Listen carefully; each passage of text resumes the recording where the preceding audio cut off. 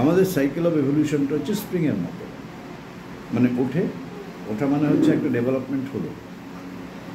যেমন আমরা একটা ভীষণ বস্তুবাদী সভ্যতার চরম উৎকর্ষতার যুগে বাস করছি, যেটা মোবাইলে একটা টিপলেই আমি শুধু পৃথিবীর আরেক প্রান্তে আমি কমিউনিকেট করতে পারছি, এমন একটা সময়ের মধ্যে আমরা বাস করছি। চূড়ান্ত বহিরাঙ্গের যে বিকাশ এবং উন্নয়ন, এটা একটা ম্যাটেরিয়ালিস্টিক ডেভেলপমেন্ট অবশ্যই। এই জিনিস কখনো আমরা ভাবতে পারিনি। সাথে সাথে নেচার দেখিয়ে দিচ্ছে যে এই ডেভেলপমেন্টের পিছনে যে কত ল্যাপসেস আছে, কত ত্রুটি আছে, কত সংকট আছে। সংকটগুলো রোজই তো দেখতে পাচ্ছি যে কী পরিমাণ সংকট সমস্ত কিছুতে, কোনো কিছুর উপরে আর মানুষের আস্থা নেই। তো শ্রী অরবিন্দ বলছেন এই সময়টাকে ট্রানজিশনাল ক্রাইসিস, মানে একটা যুগ থেকে আরেকটা যুগে যাওয়ার যে সন্ধি পর্ব তার ক্রাইসিস। মানে নেচার বলছে যে এবার দেখো কী ক্রাইসিস আছে, আমি তোমার সামনে উন্মোচন করে দিলাম, এবার তুমি এটাকে ওভারকাম করবে, তোমাকেই করতে হবে। তোমার মধ্যেই সেই থট প্রসেস, তোমার মধ্যেই চিন্তার উন্মেষ, তোমার মধ্যেই প্রশ্ন করা, প্রশ্নের উত্তর পাওয়া, সব কিছু তোমার মধ্যেই যে দেওয়া আছে। অ্যাজ এ হোল হিউম্যানিটির মধ্যে সেই কনসাসনেসটা আছে, বাট ইট ইজ লকড। এটা লক আছে। লক কেন? লকটার কারণ হচ্ছে পারিপার্শ্বিক যে আমাদের প্রভাব এবং আমাদের যে অর্জিত সংস্কার অতীতের, সেইগুলো দিয়ে লক করা আছে। আমাদের ভিতরে যে পোটেনশিয়ালিটি আছে এমার্জ করার, বিকশিত হওয়ার, ইভলভ করার, সেইটা হতে পারছে না। হতে পারার পিছনে বিপুল বাধা হচ্ছে আমাদের অর্জিত সংস্কার আর এতদিনের অভ্যাস। সেইটা ছাড়িয়ে আমরা উঠতে পারছি না। পৃথিবীতে খুব কম মানুষই সেটা ছাড়িয়ে ওঠে, এবং উঠে যারা ফোর রানার হয়, অগ্রণী হয়, তাদেরকে বাকি লোকরা ফলো করে। তো সেই সংখ্যাটা এখন এত কম যে আমরা ঠিক বুঝতে পারছি না। তো এরকম একটা জায়গায় আছি আমরা। একটা জিনিস আমাদের বুঝতে হবে যে আমরা বুঝি বা না বুঝি, জীবনটা হচ্ছে দুটো জিনিসের play of forces and play of consciousness, চেতনার খেলা আর শক্তির খেলা। এবং বিজ্ঞানও তাই বলছে, সমস্তটাই চেতনা এবং শক্তির খেলা, আর আমরা হচ্ছে তার টুলস, আমরা তার পুতুল, মেয়ার ইনস্ট্রুমেন্ট। এখন ইনস্ট্রুমেন্ট মানে কি, আমাদের উপর যে প্রভাবগুলো হচ্ছে সেই প্রভাবে আমরা চলছি।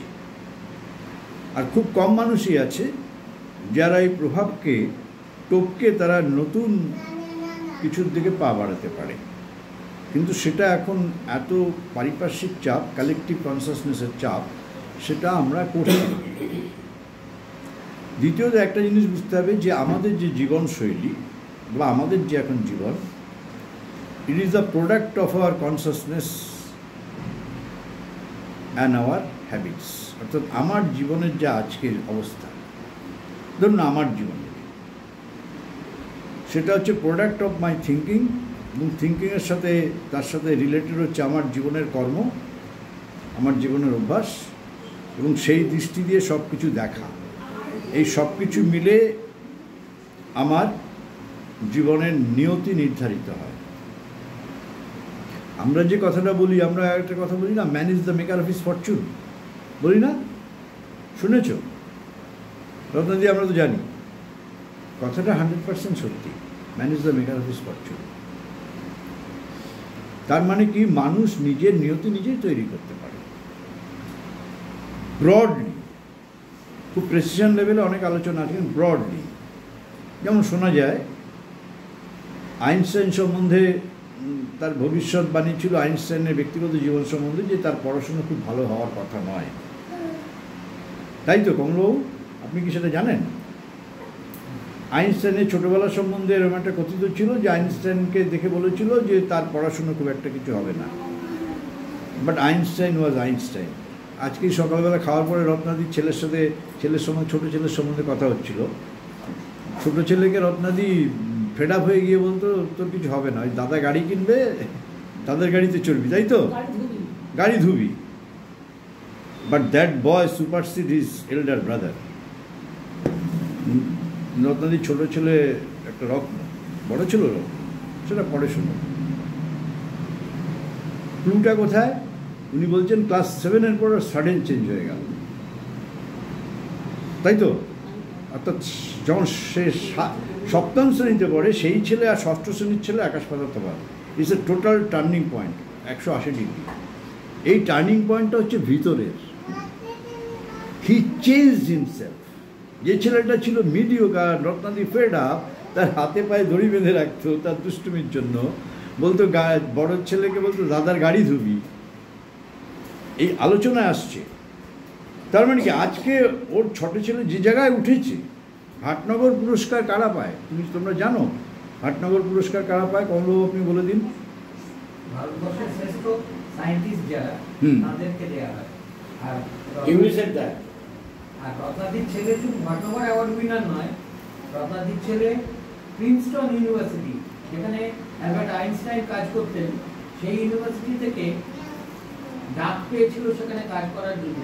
রত্নাদির ছেলে তাদের জানিয়েছিল আমি আমার দেশে বসেই প্রিন্সটনের কাজটা এখান থেকেই করব। Man is the maker of his Fortune. এর চেয়ে বড় এক্সাম্পল, আমি এক্সাম্পলটা দিলাম, আমার ছেলের ক্ষেত্রে দিতে পারতাম, দিলাম না কেন? এখানে বসে রয়েছে রত্নাদি, তার ছেলে একটা যার জন্য man is the maker of his Fortune.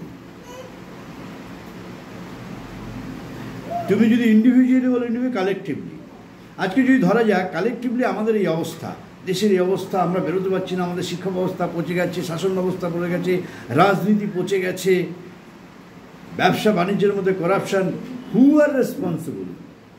মুষ্টিমেয় কিছু লোক, দুষ্টু লোক, অসাধু লোক, তারা করাপ্ট করেছে, তারা সব জিনিসে নষ্ট করেছে। কিন্তু বৃহত্তর জনসমষ্টি তারা নির্বাক দর্শক, তারা প্যাসিভ দর্শক, তারা বলছে গেলে গেল, কিন্তু তারা কিছু করছে না। যেদিন কালেকটিভ সিদ্ধান্ত নেবে, সমষ্টিগতভাবে সিদ্ধান্ত নেবে, but we want to change it, চেঞ্জটা তখনই আসবে। সুতরাং কালেকটিভ লেভেলেও যদি কোনো চেঞ্জ আসতে হয়, তাহলে কালেকটিভকেও ডিসিশন নিতে হবে। তাহলে man is the maker of his Fortune কথাটা কিন্তু সত্যি। সেটা হয়তো জাদুদণ্ডে এক্ষুনি রাতারাতি হয়ে যাবে না, আজকে বললাম কালকেই যে, বাট একটু ইন্ডিভিজুয়াল লেভেলে যেমন রত্নাদির ছেলের উদাহরণ, সেটা সত্যি। কালেকটিভ লেভেলেও যদি আমরা চাই এই রাজনীতির অবসান হোক, এই অর্থনীতির ব্যবস্থার অবসান হোক, এই দুর্নীতির অবস্থান হোক, তাহলে কালেকটিভ একটা কনসাসনেস ডেভেলপ করা দরকার, এবং কালেকটিভ ডিসিশনই চেঞ্জ করতে পারে। এবং চেঞ্জ তো তাই হয়, সোশ্যালের যে কালেকটিভ চেঞ্জটা তো জনগণের চাপেই হয়, তার ভোটেই হয়, যেভাবেই হয়। তো ম্যান ইজ দ্য মেকার। তাহলে মানুষের যে ভাগ্য, আজকে যে আমার ভাগ্য, সেই ভাগ্যের জন্য পার্টলি ম্যাক্সিমাম আমি দায়ী। আমার চিন্তা হয় কি, আমার চিন্তা এবং আমার অভ্যাস এবং সংস্কার, এবং সেইটা ঘিরে আমার চারপাশের লোকজন থাকে আমাকে। ধরা যাক একটা উদাহরণ, আমি যে জিনিসটা পছন্দ করি, যে জিনিসটা চিন্তা করি, যে ধরনের কাজ করি, আমার সঙ্গীরাও, আমার আশপাশের প্রতিবেশী লোকজনও কিন্তু সেই ধরনের আমার চারপাশে সংগঠিত হবে। কিন্তু আমি যদি দেখি যে আমি একটা ইউজুয়ালি তাস খেলে বেড়াই, এই একটা সস্তা পলিটিক্স নিয়ে রকে আড্ডা মারি, আমার বন্ধুবান্ধব সেভাবে জুটে যাবে, আমার সার্কেলটাও তো এই হবে। এবং আমি এক্ষুনি যে জিনিসটা আসবো সেটা ভেরি ইন্টারেস্টিং এবং ভেরি কিউরিয়াস। সেটা হচ্ছে আমরা যে ধরনের চিন্তা করি, যে ধরনের কার্য করি, তার থেকে একটা ভাইব্রেশন তৈরি হয়, ভাইব্রেশন। এবং ভাইব্রেশনগুলো আমাদের যে অ্যাটমিক স্ট্রাকচার ওয়ার্ল্ডের, সেগুলোর মধ্যে রেসিপ্রোকাল চেঞ্জেস হয়, অ্যাটমিক স্ট্রাকচার পৃথিবীর, এবং চেঞ্জেস হয়, তার গ্রাফের ওঠানামা করে গ্রাফগুলো, এবং যখন পিকে ওঠে তখন সেগুলো পজিটিভ রোল প্লে করে অ্যাটমিক স্ট্রাকচারের ফলে যে ভাইব্রেশনগুলো চেঞ্জ হয়। এবং এই বিজ্ঞান এতদূর পর্যন্ত গিয়েছে, আমি এখন যেটা আপনাদের বলবো সেটা ভেরি ইন্টারেস্টিং। সেটা হচ্ছে আমরা যখন পজিটিভ চিন্তা করি, আমাদের চিন্তা যত রিফাইন্ড হয়, যত অল্ট্রুইস্টিক হয়, অল্ট্রুইস্টিক মানে যে কাজের মধ্যে একটা পরার্থপরতা আছে, স্বার্থপরতা নেই। স্বার্থপরতার ঠিক উল্টোটা হচ্ছে অল্ট্রুইস্টিক। যে চিন্তার মধ্যে অল্ট্রুইজম আছে, সেই চিন্তার ফলে তার যে ফোর্সেসগুলো, প্রত্যেকটা জিনিসের একটা ফোর্স আছে, ফোর্সের নয়, সেগুলো খুব পজিটিভ। সেই পজিটিভ ফোর্সগুলো পজিটিভ বিইংসগুলো আমার চারপাশে তখন অ্যাসেম্বলড হয় এবং তারা তখন আমাকে হেল্প করে, গাইড করে এবং আমার ডেস্টিনি তার দ্বারা চালিত হয়। তাহলে সমস্ত জীবনটাই চেতনা শক্তির খেলা। এবারে আমার চেতনাটা কি, আমি কি ধরনের চিন্তা করছি, কি ধরনের অভ্যাস করছি, কি ধরনের গালগল্প করছি, কি ধরনের সঙ্গ করছি, সেটা আমার কোয়ালিটি অফ কনসিয়াসনেসের দ্বারা ডিটারমিন্ড হচ্ছে। তারা আমার কোয়ালিটি অফ কনসিয়াসনেসটাকে যদি আমি চেঞ্জ করতে পারি, আপগ্রেডেশন করতে পারি, আমি টেকনোলজির ভাষা আপগ্রেডেশন, তার সাথে সাথে ফোর্সেসগুলো আপগ্রেডেড হয়। কারণ দেয়ার আর মেনি ফোর্সেস, ছোট বড় মাঝারি এরকম সমস্ত গ্রেডেশন অফ ফোর্সেস আছে, আনসিন ফোর্সেস, ইনভিজিবল ফোর্সেস আছে এবং প্রত্যেকে আমাদের ডেস্টিনিকে তারা ইনফ্লুয়েন্স করে, গাইড করে এবং আমাকে ওই ধরনের ইনভিজিবল ফোর্সরা কীভাবে গাইড করবে, কোন ফোর্স গাইড করবে, ডিপেন্ড করছে আমি কোন ধরনের চিন্তা, কোন ধরনের চেতনা, কোন ধরনের কার্যকলাপে অভ্যস্ত। সেই ধরনের ফোর্সগুলো আমার পাশে গ্যাদার্ড হবে এবং গ্যাদার্ড হলে তারা তাদের অভ্যাস মতো আমাকে চালিত করবে। একটা এক্সাম্পল, যে সমস্ত মানুষরা খুব সমালোচনা করে, take it as example, concrete example, যে সমস্ত মানুষরা খুব পরনিন্দা করে, যে সমস্ত মানুষরা লোকের ত্রুটি দেখলে সেই ত্রুটিগুলোকে হাইলাইট করে, যে সমস্ত মানুষরা ঈর্ষাপরায়ণ, সন্দেহপ্রবণ, খিটখিটে, তারা করসপন্ডিং যে লোয়ার ভাইটাল ফোর্সগুলো আছে, নিম্ন প্রাণিক শক্তি, যেগুলো চোখে দেখা যায় না, আমাদের স্পিরিচুয়াল সায়েন্সে বলে দেয়ার আর গ্রেডেশন অফ ফোর্সেস, তখন আমার চারপাশে সেই ধরনের লোয়ার ফোর্সেসগুলো আমার পাশে গ্যাদার্ড হয়। কেন? তাদের ভালো আশ্রয়স্থল হচ্ছে আমি। কেন? তারা যে ধরনের ক্যারেক্টারিস্টিক, তার জন্য আমি আধারটা খুব উপযুক্ত। তখন তারা আমাকে ইনফ্লুয়েন্স করার ফলে আমি আমার চারপাশের ডেস্টিনি, ভাগ্য সেইভাবে নির্ধারিত হয়। Because I chooses it, consciously আর আনকনসিয়াসলি। আমি তাদের চুজ করে ফেলেছি, কনসিয়াসলি আর আনকনসিয়াসলি। বেশিরভাগ মানুষ আনকনসিয়াসলি করে, হ্যাঁ আমি সমালোচনা করছি, ও তো করে, হ্যাঁ আমি নিন্দা করছি, ও তো করে, আমি একটু ত্রুটি দেখলেই সেই ত্রুটিটাকে নিয়ে আলোচনা, সবাই করে, আমিও করি। But we do not know যে চিন্তা করছি, যে তার সাথে করসপন্ডিং ফোর্সেসগুলো, গ্রেডেশন অফ ফোর্সেস, তারা আমার চারপাশে এসে যায়, আমাকে গাইড করে। শ্রী অরবিন্দ এক্সপেরিমেন্ট করেছেন হোয়াই অ্যাক্সিডেন্ট টেক্স প্লেস। একদম শ্রী অরবিন্দর লেখাতে ছাপা আছে যে দেখবে কোনো জায়গাটা accident prone zone. Have you seen it? আমাদের দেশের বাড়িতে একটা পুকুর ছিল, শিববাড়ির পুকুর। প্রত্যেক বছর 2-3জনকে নিয়ে নেবেন ঘাট, সে পুকুরে মারা যাবে। কোনো একটা লেভেল ক্রসিং আছে, কোনো একটা হাইওয়ে স্পট আছে যেখানে প্রত্যেক বছর কিছু লোক মারা যাবে। শ্রী অরবিন্দকে জিজ্ঞেস করা হয়েছিল, শ্রী অরবিন্দ কোনো কথা নিজের এক্সপেরিমেন্ট ছাড়া বলেননি। শ্রী অরবিন্দ বলছেন আমাদের মানুষের যেমন ক্ষুধা আছে, আমরা ক্ষুধা হলে খাই, ভালো মন্দ খাই, কেউ ফাস্ট ফুড খাই, কেউ হেলদি ফুড খাই, যার যেরকম চয়েস।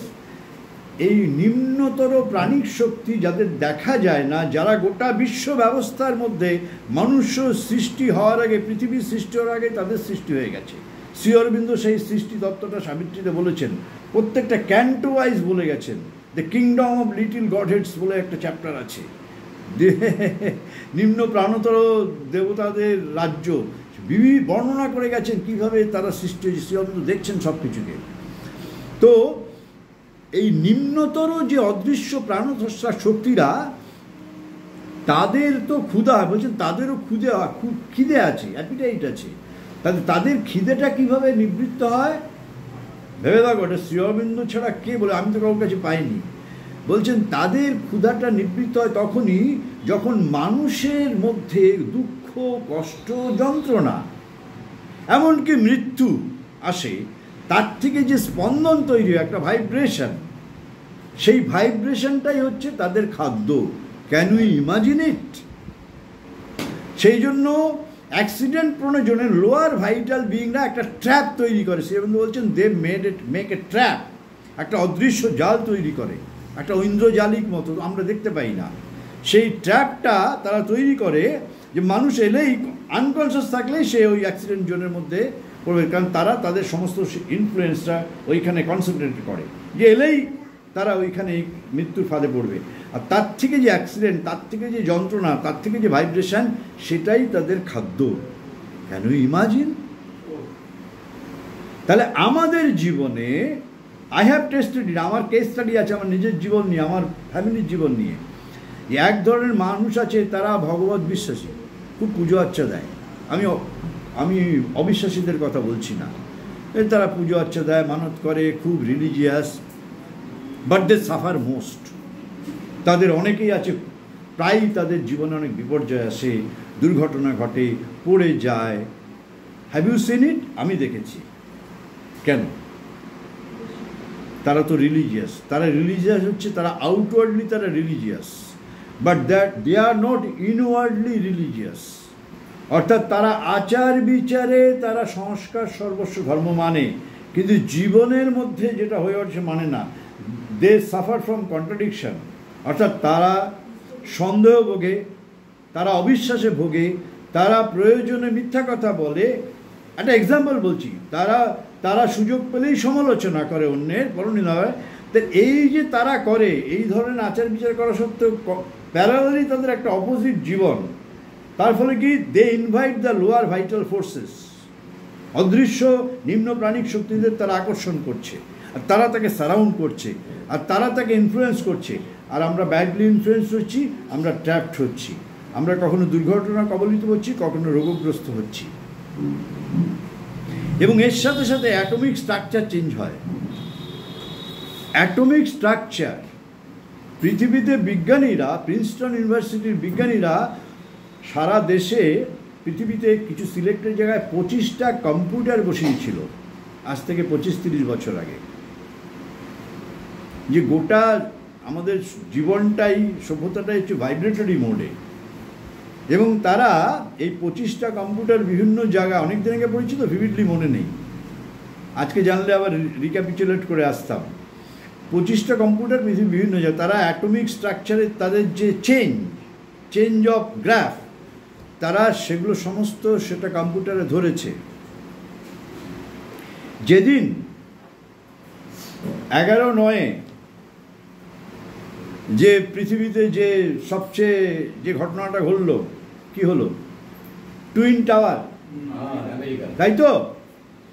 সেই ঘটনার পর থেকে 3 দিন পর্যন্ত গোটা humanity, average humanity was in a fine tune, অর্থাৎ তাদের একটা উদ্বেগ, তাদের এই পৃথিবীর প্রতি তাদের একটা মানে ফেলো ফিলিং, কেন এত লোক মারা গেছে বলে 3 দিন পর্যন্ত পৃথিবীর বিভিন্ন প্রান্তে তারা যে কম্পিউটার, 3 দিন পর্যন্ত অ্যাটমিক স্ট্রাকচারের গ্রাফ ছিল একদম পিকে।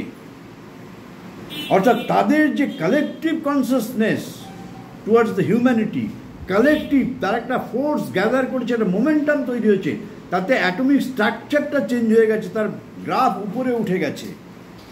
3 দিন পরে যখন স্মৃতি সাবসাইডেড হয়ে যায়, সিঙ্ক ডাউন হয়ে গেছে, গ্রাফটা আবার নেমে গেছে। তার চেয়েও বিস্ময়কর কথা হচ্ছে, যেদিন ঘটনা ঘটেছে তার 12 ঘন্টা আগে থেকে গ্রাফটা উঠতে শুরু করেছে। অর্থাৎ মানুষ, হ্যাঁ, মানুষ জানেও না যে 12 ঘন্টা পরে কি ঘটতে চলেছে, কিন্তু গ্রাফটা 12 ঘন্টা আগে থেকে ওই 65টা যে কম্পিউটার, তার গ্রাফ উঠতে শুরু করেছে। হাউ? আমাদের জীবনটা হচ্ছে টিপস অফ দি আইসবার্গ। অবচেতনে কি হয় আমরা জানি না। অবচেতন নিয়ে শ্রী অরবিন্দ পৃথিবী ইতিহাসে যা কাজ করেছে, অবচেতনে আমরা কি দেখেছি যে আমরা স্বপ্নে এমন কিছু দেখি যা আমি জীবনে চিন্তাও করিনি, এমন উদ্ভাসন দেখি না? হ্যাঁ, চিন্তা করিনি, কিন্তু অবচেতনে করেছি, কিন্তু সেটা চিন্তা ধরতে পারিনি। অবচেতনে যে চিন্তা হচ্ছে সেটা সারফেস লেভেলে আসেনি বলে সেটা আমার মাইন্ড ধরতে পারেনি।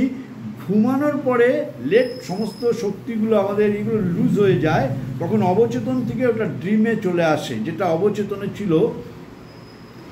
অবচেতনে, মানুষের অজ্ঞাতে অলরেডি মানুষের যে সাবকনসিয়াসের মধ্যে কিন্তু ওটা ধরা পড়েছে।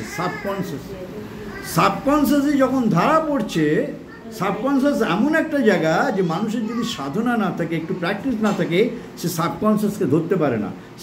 সাবকনসিয়াস থেকে ধরাটাই হচ্ছে আমাদের একটা সাধনা। আমরা সাবকনসিয়াসটা ধরতে পারলে আমরা অনেক আনটুয়ার্ড ইন্টিসে, অনেক অপ্রীতিকর ঘটনা এড়াতে পারবো। সেইটা গ্রাফে ধরা পড়েছে 12 ঘন্টা আগে। তার মানে কি সাবকনসিয়াসে জিনিসটা প্লে হচ্ছে যে একটা কিছু ঘটতে চলেছে, কিন্তু আমরা বুঝতে পারছি না।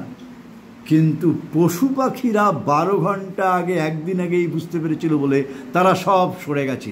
তার মানে কি পশু পাখিরা নেচারের সাথে এতটা টিউন যে তারা সুনামির আগে, একদিন আগে থেকে পশু সব নিজের প্রোটেকশন নিয়ে নিচ্ছে। Isn't it? তাই তো সুনামির ক্ষেত্রেও সে এক্সপেরিমেন্ট হয়েছে যে সুনামি আসার আগে, প্রায় একদিন আগে গ্রাফ উঠতে শুরু করেছে। আর মানুষ বলছে এটা বুজরুগি কথা। আচ্ছা, বুজরুগি কথা বুঝলাম, ঠিক আছে। তা কম্পিউটারে যে গ্রাফটা উঠতে শুরু করেছে 12 ঘন্টা কি একদিন আগে, সেটা তো প্রমাণ করে দিল পশু পাখিরা যখন চলে যাচ্ছে। তার মানে কি পশু পাখিরা একদিন আগেই বুঝতে পেরেছে যে একটা কিছু হচ্ছে, এবং সেটা অ্যাটমিক স্ট্রাকচারাল চেঞ্জ হয়ে গেছে। অ্যাটমিক স্ট্রাকচারের তার গ্রাফ উঠতে শুরু করেছে। দিস ইজ, তার মানে কি আমরা জ্ঞানত বা অজ্ঞানত এমন জীবনের মধ্যে রয়েছি, জীবনটা শক্তি আর চেতনার খেলা, সেটার সম্বন্ধে আমরা কনসাস নই। আমরা যখনই কনসাস হব তখনই আমাদের জীবনের মধ্যে পরিবর্তন আসতে শুরু করবে। তখন রাইট ফোর্সেস, রাইট কনসাসনেস আমাকে রাইট অপরচুনিটি, রাইট মোমেন্টের সাথে কন্ট্যাক্ট করে দেবে। রাইট কোম্পানি, সঠিক বন্ধুত্ব সাথে আমাকে কন্ট্যাক্ট করে দেবে। সেটা মা বলছেন, by your thought you can change your destiny. মা বলছেন থট হচ্ছে গ্রানাইট পাথরের চেয়েও আরও বেশি ঘন। মানে গ্রানাইট পাথর কি তাকে মেরে, তাকে এত শক্ত না গ্রানাইট পাথরকে তুলনা করায়। থটকে মা গ্রানাইট পাথরের চেয়ে বলেছেন আরও মজবুত। মানে থট দিয়ে আমাদের জীবনের ডেস্টিনিকে আমরা চেঞ্জ করতে পারি, ভালো অর্থ মন্দ অর্থ। সুতরাং আমাদের জীবন কিন্তু চালিত হয় চেতনা এবং শক্তির দ্বারা। এবং যেদিন এটা বুঝতে পারবো কনসাসলি, এবং সবসময় মেমোরির মধ্যে যদি এটা রাখি যে প্রতি মুহূর্তে আমার ডেস্টিনি তৈরি হচ্ছে বাই দ্য সারাউন্ডিং ফোর্সেস, আর সেই ফোর্সেসকে কনসাসলি বা আনকনসাসলি আমরা ইনভাইট করছি, আমরা প্রশ্রয় দিচ্ছি, কনসাসলি আর আনকনসাসলি। যারা জানে না তারা আনকনসাসলি। কিন্তু আজকের লেকচার শোনার পরেও যারা আমাদের থট প্রসেস পাল্টাবো না, তাহলে বলবো যে কনসাসলি করছি। উই আর ইন অবলিভিয়ান, আমরা কিছুই মানছি না, শুনছি, বেরিয়ে চলে যাচ্ছে। ও ঠিকই, জীবন তো চলে যাচ্ছে। জীবন চলতে চলতে আজকে কোন জায়গায় এসছে? Have we thought of it? যে কালেকটিভলি জীবন, বলছি তো সেকেন্ড ওয়ার্ল্ডের সময় পরিস্থিতি এত জটিল হয়নি, এত অগ্নিগর্ভ পরিস্থিতির মধ্যে পৃথিবী বাস করছে কালেকটিভলি। তার কারণ হিউম্যানিটি তার মূল লক্ষ্য থেকে সরতে সরতে সরতে সরতে তার জড়বাদী জীবন, ম্যাটেরিয়ালিস্টিক তার হ্যাবিটস, ম্যাটেরিয়ালিস্টিক কালচার তাকে প্রশ্রয় দিতে দিতে এমন জায়গায় চলে এসছে সে নিজেও জানে না কোথায় ছিলাম আর কোথায় এসেছি। সে তফাৎটাই করতে জানে না। সে স্পিরিচুয়ালিটির কথা বলে, সে রিলিজিয়ানের কথা বলে। Religion is not a ceremony, spirituality is not a ceremony, it is an art of living.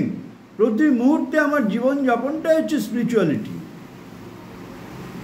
সেটা আমার রিলিজিয়ান মানেই না আমি তারকেশ্বরে গিয়ে কদিন পুজো দিলাম, অ্যাবসলিউটলি বোগাস।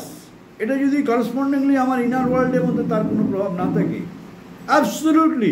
মা বলছেন তার থেকে নাস্তিকেরা ভালো। মা নিজের লেখায় আছে নাস্তিকেরা একটা সুন্দর একটা জীবনযাপন করে, তাদের জীবনের মধ্যে অর্ডার আছে, ডিসিপ্লিন আছে, নীতি আছে, সত্যবাদিতা, কিন্তু তারা ভগবান নামক বস্তুটিকে স্বীকার করে। আরে ভগবান খায় না মাথায় দেয়, ভগবানের ওটা নিয়ে মাথা ব্যথা নেই। ভগবান দেখতে একটা মানুষের মধ্যে মৌলিক গুণগুলো আছে কিনা, ভগবান সেটাই কাউন্ট করেন। যে লোকটা বলে আমি ভগবান মানি না, সেই লোকটা যদি সুন্দর জীবনযাপন, ভগবান তাকে এমনিতেই হেল্প করেন। আর যে লোকটা বলে আমি ভগবান বিশ্বাসী আর প্রতি মুহূর্তে যদি তার ব্যক্তিগত জীবনে ওই জিনিসগুলো করে, যে জিনিসগুলো আলোচনা না, ওটা কি যায় আসে? সেই জন্য it makes no difference between the মানে non believer and the believer. সুতরাং আমরা যে জীবনটা পেয়েছি সেই জীবনটা কিন্তু আমাদের একটা ফুল অফ কন্ট্রাডিকশন। সেটার জন্য আমরা দায়ী নই। এক অর্থে কেন দায়ী নই? আমাদের পূর্বপুরুষ তো আমরা নই। আমরা যে ধারাবাহিকতা এভলিউশনের পরে আমরা এসেছি, আমরা তো অ্যানিম্যাল কিংডমের পরে তো আমাদের মনের মানুষ এসেছে। তো we are carrying the animality within. Shri Aurobindo ব্যাখ্যা করেছেন যে আমরা অ্যানিম্যালিটিকে ক্যারি করছি। যত বড় বড় কথাই বলি না কেন, একমাত্র স্পিরিচুয়াল ট্রান্সফরমেশন ছাড়া অ্যানিম্যালিটিকে দূর করা যাবে না। নৈতিকতা দিয়ে আমি কতটুকু করবো? নৈতিকতার সাধ্য কী আছে একটা মানুষকে রূপান্তর করতে পারে না নৈতিকতা দিয়ে। সেজন্য শ্রী অরবিন্দ শিক্ষায় নৈতিকতার উপর জোর দেওয়াকে মূল্য দেননি, বলে কখনো কখনো অতিমাত্রায় নৈতিক শিক্ষা বাচ্চাদের শিশুদের ক্ষতি করে।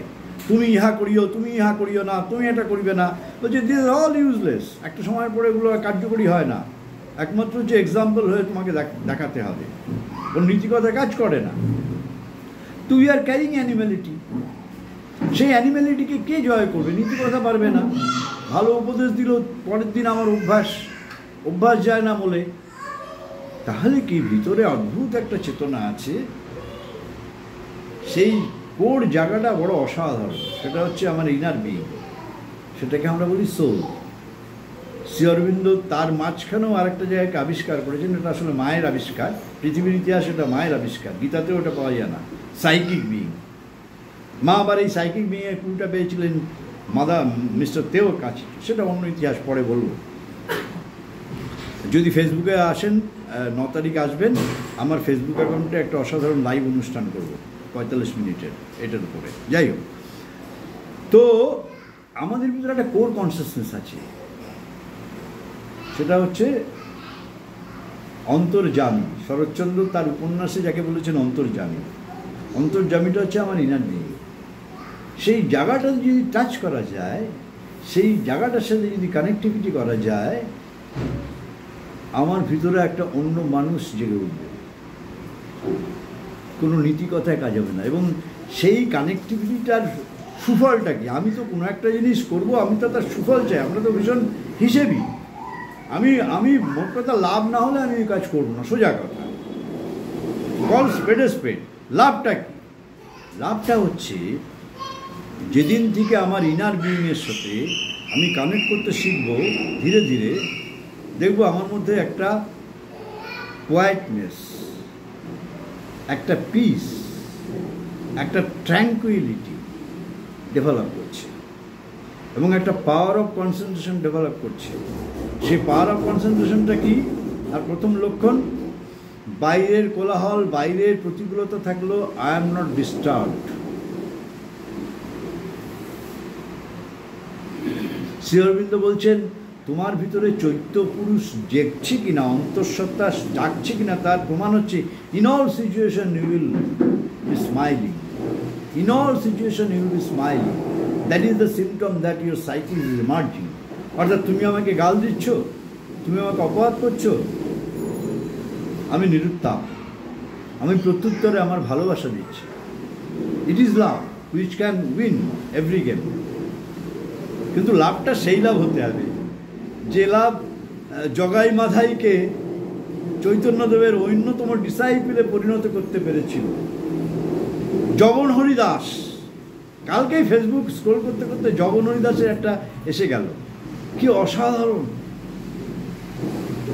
মৃত্যুর মুখ থেকে ফিরে এসে যারা তার মৃত্যুর কারণ হয়েছিল তারাই তার অন্যতম ফলোয়ার হয়ে গেল।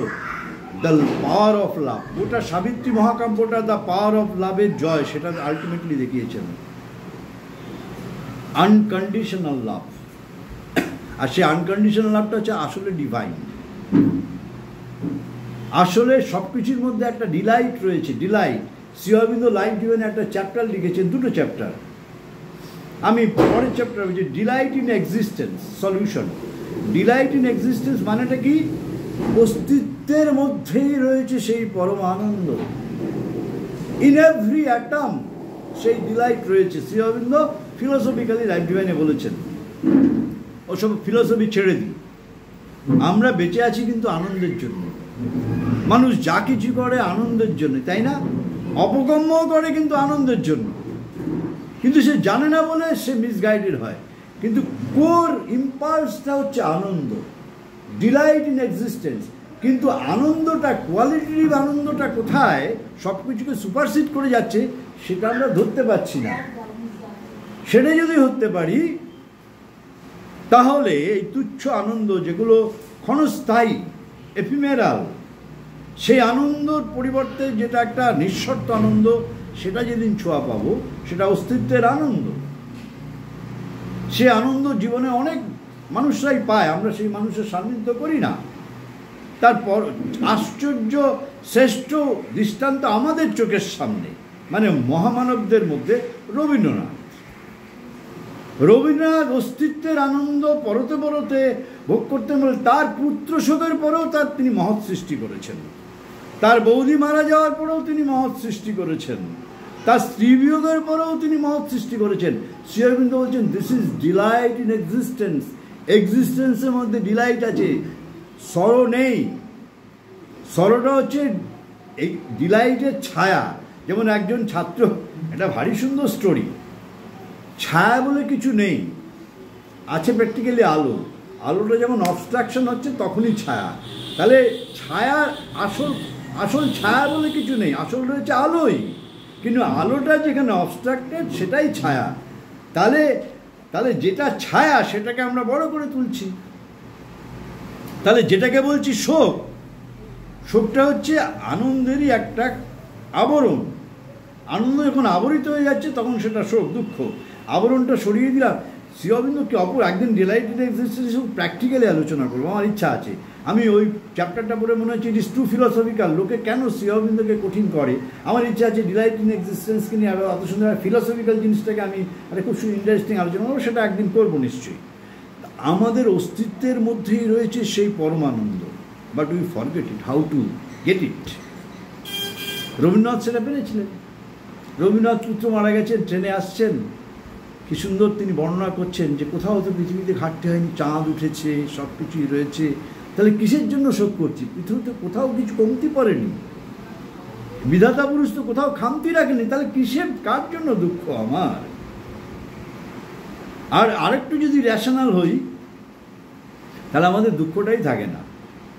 আজকে যাকে বলছি আমার স্ত্রী, সে আসলে স্ত্রীও নয়, সে কন্যাও নয়, সে পুত্রও নয়, সে নাতিও নয়, সে একটা সোল। একটা লাইফে ছিল হয়তো সাউথ আফ্রিকার কোনো একটা নিগ্রো মেল, পরের জীবনে আমেরিকায় রেড ইন্ডিয়ানদের মধ্যে এসছে এভলভ করে সোলটা, এই জীবনে অনেক জীবন পেরিয়ে আজকে আমার স্ত্রী, কালকে জামাটা চলে যাবে, সে কারুর ঘরে পুত্র, কি কন্যা, তাই না? তো র্যাশনালি আমরা একটা অভিনয় করছি, বাট কিন্তু আমরা ভালোবাসি কেন? আমাদের উপনিষদও আছে, পতি পত্নীকে কেন ভালোবাসে? এই যে সংস্কৃতের লোক রয়েছে, ভালোবাসার একটাই কারণ, সোল আছে। রত্নদি ওই জায়গাটা একটু বলুন না। হ্যাঁ, বৃহদারণ্যকে যাজ্ঞবল্ক্য বলছে আর কি, মৈত্রী, হ্যাঁ, যে পতি পত্নীর প্রিয় এই জন্য নয় যে সে পতি, আসলে তার মধ্যে আত্মা আছে, আত্মাটাই প্রিয়। পুত্র মায়ের প্রিয় নয় যে সে পুত্র, তার মধ্যে যে আত্মা আছে সেই আত্মাই প্রিয়। আত্মার জন্য এই ভালোবাসা আমরা ধরতে পারছি না, আমরা খোলসটাকে ধরছি। খোলসটাকে ধরার মধ্যেই আমাদের যত যন্ত্রণা, যত ব্যর্থতা, যত গ্ল্যানি।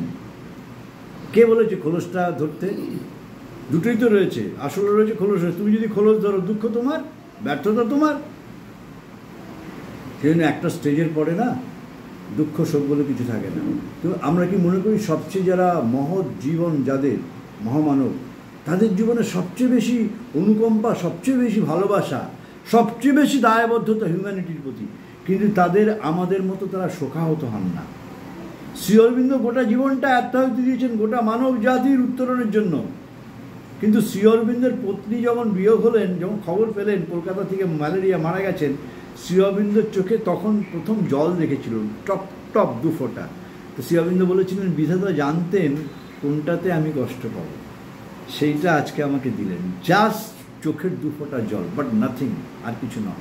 কেন তিনি তো মৃত্যু আর জন্ম দুটো তোরণ পার হয়েই তিনি সত্যকে জেনেছেন। আমরা যেটাকে মৃত্যু বলছি সেটা তো জন্মেরই আরেকটা তোরণ, দুয়ার, সে পরে আরেকটা জীবনে। তো আমরা যদি সেই চেতনাটা না পাই, দুঃখ আমাদের। অথচ ভারতবর্ষের এই চেতনা ছিল সনাতন ধর্মের, but we lost it due to আর 1000 years of domination of Mughal, Pathan, Mughal British এদের জন্য, সুলতানেরদের রাজত্বের জন্য উই হ্যাভ লস্ট ইট। আমাদের এডুকেশন থেকে সব চলে গেছে। আমরা যদি আবার সেটা রিগেন করি, কে আমাদের মানে সুখ আনন্দ কে আমাদের হরণ করতে পারে? সুখ তো ভিতরে রয়েছে। অ্যান্ড দিস ইজ দ্য মানে clue of our happiness of life, এবং সেইটাকে আমাদের পেতে হবে। আমাদের বাচ্চাগুলোকে যে এখানে আনা হয়, আমাদের গোটা শিক্ষা ব্যবস্থার মধ্যেই পরতে পরতে সেটা আছে, যেমন যেমন করে। ইট ডিপেন্ডস আপন বাচ্চাগুলো কতটা শিখবে। দুটো জিনিস, টিচার কতটা তৈরি আর গার্জিয়ানরাও কতটা তৈরি। বাকিটা তো দিন গুজরানোর জন্য একাডেমিক একটা ডিগ্রি থাকতেই হবে। বাট একাডেমিক ডিগ্রি না জানে সে একজন একাডেমিক ডিগ্রিধারীর চেয়েও বেশি ইনকাম করে। রত্নাদির ছেলে সম্বন্ধে বললাম, তার ছেলে যা ইনকাম করে তার 4 গুণ 5 গুণ 10 গুণ একটা প্রমোটার ইনকাম করে। তার তো বিদ্যা 8 পর্যন্ত। সুতরাং ইনকামটা বড় কথা নয়, বাইরের বহিরাঙ্গের শিক্ষাটা বড় কথা না, আসল শিক্ষাটা বড় কথা। সুতরাং আমরা এমন একটা সময় বাস করছি, আমাদের চেঞ্জ হতেই হবে। এবং আমরা যদি ইন্ডিভিজুয়াল লেভেলে এই চেঞ্জটা যদি আমরা নিজেদের জীবন থেকে শুরু না করতে পারি, আমরা কন্টিনিউটি কিছুই রেখে যাব না। এবং আমরা দায়ী থাকবো আমাদের আগামী প্রজন্মের কাছে যে আমরা কী তাদের দিয়েছি, কী তাদের দিয়েছি। ছেলেমেয়েরা প্রশ্ন করবে যে তোমাদের কাছ থেকে কী পেয়েছি। ভালো খাদ্য পেয়েছি, ভালো টিউশনি পেয়েছি, ভালো স্কুলে ভর্তি করিয়েছো, কিন্তু আজকে যে আমার ব্যক্তিত্বের বিকাশের ক্ষেত্রে যেই সংকট, পার্সোনালিটি ডেভেলপমেন্টের ক্ষেত্রে তোমরা আমাকে কীভাবে তৈরি করেছো? What is the true nourishment? একটা সন্তানের আসল যে চারিত্রিক গঠন, সেটা তো ডিপেন্ড করে ইনিশিয়ালি বাবা মার কাছে। বাবা মাই তো প্রথম শিক্ষক। এবং একটা বাবা মা ইচ্ছে করলে অনেকটাই পারে, সবটা পারে না, কেন বাইরের সমাজের যে দাপট। কিন্তু আমার এক্সপেরিমেন্ট আমি দেখেছি, মায়ের লেখাতেও আছে, যে বাবা মা যদি রাইট এডুকেশনটা সবসময় তাকে দিতে পারে, তাহলে বীজ হিসাবে সেটা থেকে যায়। কিন্তু বাইরে একটা সময় গিয়ে যখন ছেলেমেয়েরা বাইরে ইন্টারাক্ট করে, বাইরে মেলামেশা করে, তাদের ইনফ্লুয়েন্স হয়, তারা বিচ্যুত হয়ে যায়, খারাপ হয়ে যায়, কিন্তু বীজাকারে থেকে যায়। একটা সময় টার্নিং হয়, কেন বীজটা থাকা মানে কি ফোর্সটা রয়েছে, ফোর্সের মধ্যে আবরণ এসে গেছে। আবরণটা কি বাইরের বন্ধুবান্ধবের প্রভাব, বাইরের মিডিয়ার প্রভাব, বাইরের কালচারের প্রভাব। কিন্তু একটা সময়ে যখন কনসাসনেস বিট করে, করতে করতে ভিতরের জিনিসটা যদি থাকে না ঠিকভাবে, সে সবসময় চেষ্টা করবে নিজে বেরিয়ে আসতে। সবসময় সে স্পেস পায় না বলে বেরোতে পারে না। যেমন সাইকিক সবসময় চায়, সাইকিক আমার ভিতরে যে অন্তর্যামী আছে সবসময় চাইছে রাইট গাইডেন্স, রাইট ডিসিশান আমাকে জানান দিতে, কিন্তু সে জানাতে পারছে না। Because our mind is a public park. আমাদের মাইন্ডের মধ্যে যত বাজারের যত আবর্জনা, চারিদিকের কোলাহল, বিক্ষিপ্ত চিন্তা, পরস্পর বিরোধী চিন্তা, সমস্ত mind is a public park মা বলছেন। সেই পাবলিক পার্কের জনতার কোলাহলকে তুমি থামিয়ে না দিলে পরে তুমি কী করে সাইকিক ভয়েস শুনতে পারবে, ইনার ভয়েস শুনতে পারবে? ডু ইউ নো, এই বলতে বলতে সংবরণ করতে পারছি না, যখন সাদ্দাম হোসেনকে মারা হলো, অপারেশন ইরাক, এগুলো তো বাইরের কাগজে আপনারা পাবেন না, কিন্তু খোঁজ করলে পাবেন। রাশিয়া প্রথম আধ্যাত্মিকতার যে মূল শিক্ষাটা, সেটা তারা কীভাবে নিয়েছিল জানা যায় না। রাশিয়া প্রথম তার ডিফেন্সে সে একটা টিম তৈরি করলো, রিমোট ভিউয়ার। রিমোট ভিউয়ার মানে এখানে বসে শত্রুপক্ষ কী ভাবছে সেটা ধরা। নাসা যখন জানতে পারলো যে রাশিয়ার ডিফেন্সে এই ধরনের টিম তৈরি হয়েছে, রিমোট ভিউয়ার বলে, তখন নাসা বললো আমরা অনেক পিছিয়ে রাশিয়ার থেকে। তখন নাসা একটা ট্রেনিং ইনস্টিটিউট খুললো to develop the remote viewer. Selected কিছু লোক চুজ করে। কাদের সিলেক্ট করলো? সিলেকশনটা সাংঘাতিক। যাদের মধ্যে কোনো unnecessary imagination, unnecessary doubt, unnecessary calculation unnecessary approximation নেই, যারা জাস্ট প্লেন অ্যান্ড সিম্পল, যাদের মাইন্ডের মধ্যে মিক্সিং নেই, কন্ট্রাডিক্টরি থিং, কিছু মানুষ থাকে না খুব সিম্পল, তাদেরকে চুজ করলো, চুজ করে বিস্তৃত মানে বলতে গেলে 1 ঘন্টার উপরে লেগে যাবে, কিন্তু I will not cut short. তারপরে তাদেরকে ট্রেনিং দিল। এবার তারা নাসাতে বসে তারা ল্যাটিটিউড আর এটিটিউডকে তাদের উপরে ম্যাপে দিয়ে দেখা হচ্ছে, এই দেখো এই হচ্ছে সাদ্দামের জায়গা, এই হচ্ছে তাদের সঙ্গে। তারা সাইকোলজিক্যালি তারা নিজেরা ওইখানে গিয়ে সাদ্দাম কোথায় থাকছে, তার সৈন্যবাহিনী কোথায়, এভরিথিং টিম রিমোট ভিউয়াররা রিপোর্ট করছে আমেরিকান ডিফেন্সকে, এবং আমেরিকান ডিফেন্স সেই অনুযায়ী ইরাক আক্রমণ করছে। Do you know that? আসেনি remote viewer, completely inner world, এটা ইনার ওয়ার্ল্ডের জার্নি। এবং কারা এটাতে সফল হবে? যার মধ্যে অ্যাপ্রক্সিমেশন, ইমাজিনেশন, ডাউট, ডিসবিলিভ যার মধ্যে নেই, যে ওইটাকে থামিয়ে দিতে পারবে। তখন গোটা জিনিসটা কিন্তু world is one, matter is one, continuity রয়েছে। বিজ্ঞান কিন্তু একটা জায়গায় গিয়ে কিন্তু বিজ্ঞান কিন্তু যে জায়গায় যে অ্যাকচুয়াল রিয়ালিটি, বিজ্ঞান কিন্তু সেখানে কিন্তু খাবি খাচ্ছে যে রিয়ালিটির কী ডেফিনেশন, হোয়াই এ প্রান্ত থেকে ও প্রান্তের যে কানেক্টিভিটি আছে, কন্টিনিউটি, সেটা কিসের জন্য, কেন, বিজ্ঞান তার কোনো রেশনাল এক্সপ্রেশন পাচ্ছে না, বাট আছে বিজ্ঞান এটা ধরতে পারছে। এই যে কানেক্টিভিটি অলরেডি রয়ে গেছে ইনবিল্ট সৃষ্টির শুরু থেকেই, এই কানেক্টিভিটি, এই ভাইব্রেশন ধরে, এই রিদিম ধরে যারা রিমোট ভিউয়ার তারা ওটাকে ফলো করে তারা এইখান থেকে তারা সাদ্দাম হোসেনকে ট্র্যাক করছে, তার military movement, and they attacked it. এটা documented fact. It is a kind of spiritual potentiality. যেন মা বলতেন, আমি চোখ খুলে যা দেখতে পাই, চোখ বন্ধ করলে তার থেকে বহুগুণ দেখতে পাই, মা বলতেন। যোগীরাও তাই, কিছুই না, এটা একটা সায়েন্স। যে কানেক্টিভিটিটা মোবাইলের আছে, এখান থেকে টিপলেই আমি আমেরিকার শেষ প্রান্তে আমি কথা বলতে পারছি, একটা তো কানেক্টিভিটি রয়েছে, ফ্র্যাকশন অফ সেকেন্ডের মধ্যে চলে যাচ্ছে। তাহলে এই কানেক্টিভিটিটা আমার ইনার ওয়ার্ল্ডের যে প্রসেস, যে আমাদের যে ডিসিপ্লিন, সেটাকে যদি ডেভেলপ করতে পারি, সেই কানেক্টিভিটিটাকে আমরাও ধরতে পারি। সঞ্জয় যে বলেছিল কুরুক্ষেত্রে না গিয়ে ধৃতরাষ্ট্রকে প্রতিদিন, প্রতি মুহূর্তে, প্রতি ঘন্টায় কুরুক্ষেত্রের বর্ণনা দিচ্ছে, what is this? It is remote viewer. আজকে নাসা যেটাকে ডেভেলপ করেছে, টেলিপ্যাথি তাই, এবং টেলিপ্যাথিটা অনেক বেশি কন্টিনিউটি থাকে স্পিরিচুয়াল এই ডেভেলপমেন্টের ফলে। টেলিপ্যাথিটা কী হয়? টেলিপ্যাথিটা ইন্টারাপশন হয়, টেলিপ্যাথিটা ফ্রিকোয়েন্ট কনস্ট্যান্ট হয় না। হ্যাঁ, যোগীদের ক্ষেত্রে যেটা কনস্ট্যান্ট, আরও হায়ার স্টেজের ডেভেলপমেন্ট। টিম ভিউয়ার, রিমোট ভিউয়ারদের কাজও তাই। তার মানে কি? তার মানে মোদ্দা কথা হচ্ছে, আমাদের জীবনের মধ্যে এমন ইমেন্স পোটেনশিয়ালিটি আছে, আমরা সেগুলোর প্রতি আমাদের আগ্রহ, কিউরিসিটি এতই কম, আর এতই বেশি আমাদের বহিরাঙ্গের কিউরিসিটি, আমাদের সেই পোটেনশিয়ালিটিটাকে একদম আনইউজড বা মিসইউজড, বেশিরভাগ ক্ষেত্রে misused, tips of the iceberg. সেই জন্য মায়ের একটা লেখা নিয়ে চন্দননগরের আজ থেকে বোধহয় 25 বছর আগে আমি একটা সারাদিনের ক্যাম্প হয়েছিল, ফার্স্ট টাইমে আমি ছিলাম, সেকেন্ড টাইমে বিশ্বনাথ, মনে আছে।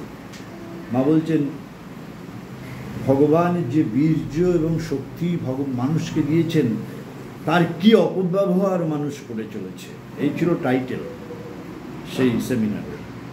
তো ভগবান সব কিছুই দিয়েছেন, তিনি চাইছেন একদিন আমরাই তাকে আবিষ্কার করি আমাদের জীবনের মধ্যে। সায়েন্স তার মতো করে খুঁজছে।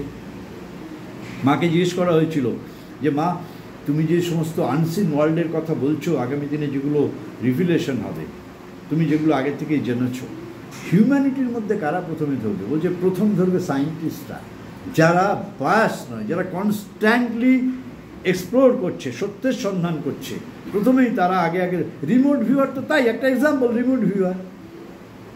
রিমোট ভিউয়ারের যে গল্পটা বললাম তাই। তারা এইখানে বসে তারা সাদ্দামকে ট্র্যাক করছে। আমাদের উদ্দেশ্য হচ্ছে যে আমরা একটু যেন ভিতরের দিকে তাকাতে শিখি, একটু অন্তর্মুখী হই, একটু শান্ত হই, একটু কনসেন্ট্রেট করার চেষ্টা করি, নীরবতার অভ্যাস করি। নীরবতা অভ্যাস করতে করতে অনেক জিনিস রিভিলড হবে। নীরবতা, মা বলছে নীরবতা হচ্ছে একটা মাস্টার কি, যে চাবি দিয়ে সব তালা খোলা যায়। সাইলেন্স ইজ এ মাস্টার কি। বলা উচিত না, মানে বেশিরভাগ ক্ষেত্রে দেখেছি এইটাই সত্যি সত্যি। নীরবতার ভাষাটা কি, নীরবতার ফলে কি হয়, একটা সেন্স ডেভেলপ করে। সেই সেন্সটাকে আমরা আলটিমেটলি বলি ইনটুইশন। সেটা রিজনিং নয়, লজিক নয়। কারণ রিজনিং এবং লজিক হচ্ছে তার সিকোয়েন্স, সে ব্যাখ্যা করতে করতে সে একটা সিদ্ধান্তে আসে, এটার পরে এটা হলে এই হবে, এটা তাহলে এইটা হবে। এটা হচ্ছে রিজনিংয়ের ফ্যাকাল্টি। ইনটুইশন হচ্ছে direct perception of truth. Reasoning, intuition কোনো ক্যালকুলেশন করবে না, ইনটুইশন বুঝতে পারবে whether it is wrong or right. এবং এই ইনটুইশনটা ডেভেলপ করবে। The more we become silent, the more we become quiet. এবং এটা দিনের মধ্যে যেভাবেই হোক যদি আমরা প্র্যাকটিস করার চেষ্টা করি, একটা সময় বার করি, to become quiet, to become silent, to become peaceful, ধীরে ধীরে ধীরে ধীরে আমাদের ইনটুইশনটা ডেভেলপ করবেই। কেন, সমস্ত পোটেনশিয়ালিটি আমার ভিতরে আছে, বাইরে নেই, দিয়ে দেওয়া হয়েছে জন্মসূত্রে। সেটাকে আনকভার্ড করতে হবে। আনকভার হচ্ছে practice of silence, practice of peace. সে অমনিতেই বেরোবে, আমাকে টেনে হিসড়ে পুল করে বার করতে হবে না, সে তো অপেক্ষায় আছে বেরিয়ে আসার জন্য। And that is the mystery of life. এবং প্রকৃতিকে তার জন্য লক্ষ লক্ষ বছর এক্সপেরিমেন্ট করে এই অ্যানাটমি আর ফিজিওলজি তৈরি করতে হয়েছে, এই মেকানিজম তৈরি করতে হয়েছে। এই মেকানিজমটা, এই সমস্ত জিনিসটা অ্যানিম্যালের মধ্যে অ্যাপারেন্টলি থাকলেও অ্যানিম্যালের মধ্যে ইনহেরেন্ট কোয়ালিটি নেই, তার মধ্যে সাইকিক নেই, নেই বলে সে পারে না, আমরাই পারব। তা আমাদের উদ্দেশ্য হচ্ছে যে পুরো জগৎটাই হচ্ছে চেতনা আর শক্তির খেলা। আমরা সেইটাকে একটু, আমরা রিলিজিয়ানের ধর্ম করছি, আমি রাতারাতি কাউকে ছাড়তে বলছি না, কিন্তু doesn't matter weather I believe in religion or not, weather I believe, এটা বাইরের কতগুলো সংজ্ঞা। আমি এই বিশ্ব রহস্যের মধ্যে যে জিনিস দিয়ে আমাকে গড়া হয়েছে, যে জিনিসের উপাদান নিয়ে আমি, সেটাকে এক্সপ্লোর করা, আর সেটার দিকে তাকানো, সেটার দিকে তাকানোর চেষ্টা করা। আমাদের এই স্টাডি ক্লাসগুলোতে ধীরে ধীরে আমরা এগুলোকে আলোচনা করি। আর বাচ্চাদের মধ্যে যতটুকু করে, বাচ্চাদের মধ্যে ওই ফ্যাকাল্টিটা যাতে ডেভেলপ করে, তার জন্য বাচ্চাদেরকে সহযোগিতা করা। টিচারের কাজ হচ্ছে ফ্যাসিলিটেট করা। তুমি কিভাবে ভালো মন্দ বুঝতে শিখবে, তুমি কিভাবে কোনটা ঠিক কোনটা ভুল বুঝতে শিখবে। যেমন মা একটা এক্সাম্পল দিই, সেটা বলে আজকে শেষ করি। মা বলছেন আমাদের সাইকিকের ধর্ম কি, সাইকিক মানে আমাদের অন্তর্যামী ধর্ম হচ্ছে তুমি যে কাজটা করতে যাচ্ছ এই কাজটা তোমার জন্য ঠিক কি না, এটা বুঝতে সাইকিক যেয়ে গেলে সাইকিক বলে দেবে এটা তোমার জন্য ঠিক না, তোমাকে রিজনিং কাজ করতে হবে না। সাইকিক হচ্ছে ডাইরেক্ট ইয়েস না।